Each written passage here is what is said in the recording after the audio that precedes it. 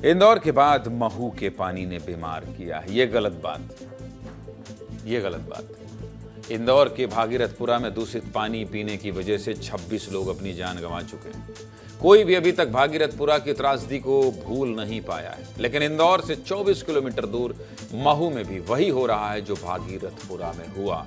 यहाँ 24 से ज्यादा लोग अस्पतालों में भर्ती हैं। 17 बच्चों को पीलिया हो गया है और यहाँ भी गटर के बीच से पानी की पाइपलाइन जा रही है। तस्वीरें देखकर आपको लगेगा कि महू में रहने वाले ये लोग किसी नरक में रह रहे हैं। देखना चाहते हैं पूरी खबर, इनका दर्द देखकर कुछ समझना चाहते हैं प्रशासन के लोग, देख ले। इंदौर से 24 किलोमीटर दूर महू तहसील है। महू तहसील में एक इलाका है जिसका नाम है पत्ता बाजार। इस पत्ता बाजार इलाके में करीब 250 परिवार रहते हैं। यहाँ हर घर में नल तो है, लेकिन इस नल से जो जल आता है वो गटर के बीच से होते हुए आता है। भागीरथपुरा की तरह यहाँ भी पानी की पाइपलाइन, टॉयलेट की पाइपलाइन और नाली के बीच से जा रही है। और स्थानीय लोगों का कहना है कि ये पाइपलाइन 70 साल पुरानी है। शिकायतें हजारों बार कर चुके हैं, लेकिन जैसा आप जानते ही हैं, जब तक कोई बीमार ना हो या किसी की जान ना चली जाए, कोई सुनता ही नहीं है। किस तरह से ये पूरा इलाका नरक बन चुका है।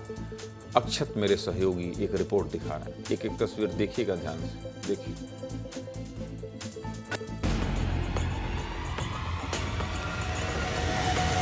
मैं इस वक्त मौजूद हूँ महू के पत्ती बाजार क्षेत्र में।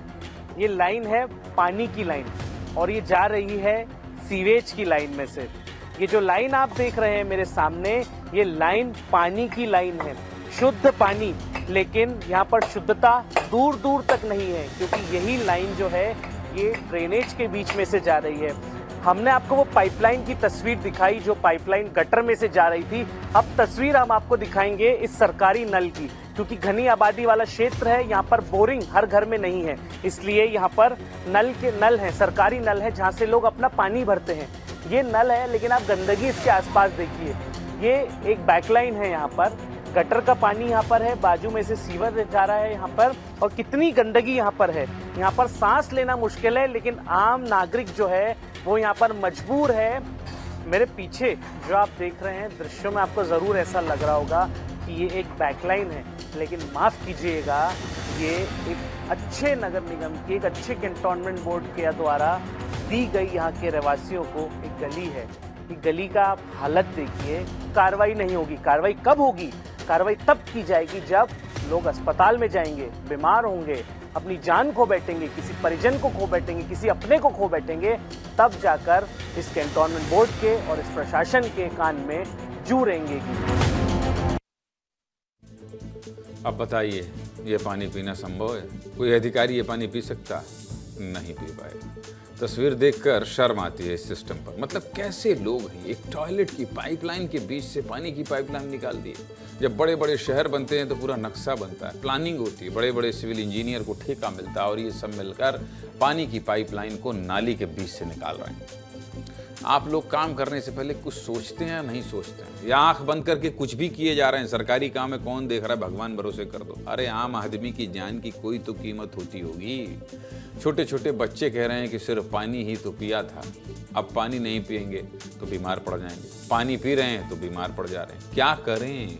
लोग कह रहे हैं कि यहाँ तो कई सालों से ऐसा ही पानी आ रहा है। शिकायत करते करते थक गए हैं, लेकिन किसी के कान में सुनाई नहीं दे रहा। आम आदमी की क्या हालत कर दी है सिस्टम में बैठे लोगों ने, देखिए।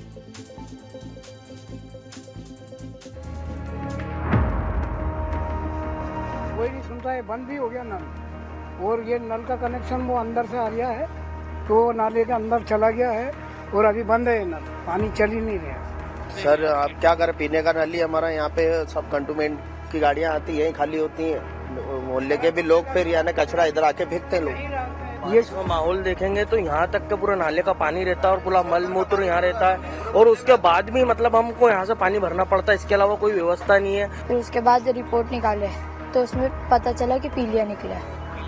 अभी पेट दर्द और सर दर्द की दवाई दी। और पीछे बहुत ही ज्यादा गंदा हो रहा है। इसकी वजह से आपके घर में पानी भी गंदा आ रहा है? जी, हमारे घर में पानी बहुत गंदा आ रहा है। मेरी आंखें बहुत पीली पीली हो रही थी और पेट में भी दर्द बहुत समय से चल रहा था।